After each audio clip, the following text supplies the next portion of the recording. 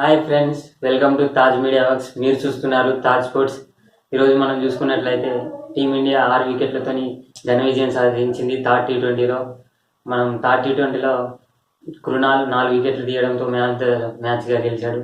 Man of the series చూసుకున్నట్లయితే శిఖర్ ధావన్కి వచ్చింది. అతను ఫస్ట్ ఇన్నింగ్స్లో 70 రన్స్ దాకా చేశాడు. సెకండ్ ఇన్నింగ్స్లో 40 రన్స్ 20 బాల్స్లో క్విక్ ఇచ్చి మనకు ఈరోజు మన మ్యాచ్ గెలవడానికి కూడా Rohit Sharma and Shikhar Dhawan quick fire ఇవ్వడం వల్ల మన పవర్ ప్లేలో 67 రన్స్ దాకా వచ్చినాయి.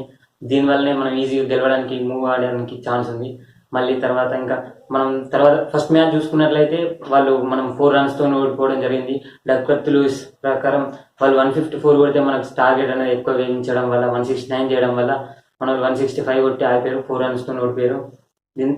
మళ్ళీ మనం సెకండ్ మ్యాచ్ చూసుకున్నట్లయితే వాళ్ళు బ్యాటింగ్ చేసారు. తర్వాత మనం బ్యాటింగ్ చేయడానికి ఛాన్స్ రాలేదు వర్షం కారణం వల్ల. దీని తర్వాత ఇప్పుడు థర్డ్ మ్యాచ్ చూసుకున్నట్లయితే కెప్టెన్ ఇన్నింగ్స్ విరాట్ కోహ్లీ 61.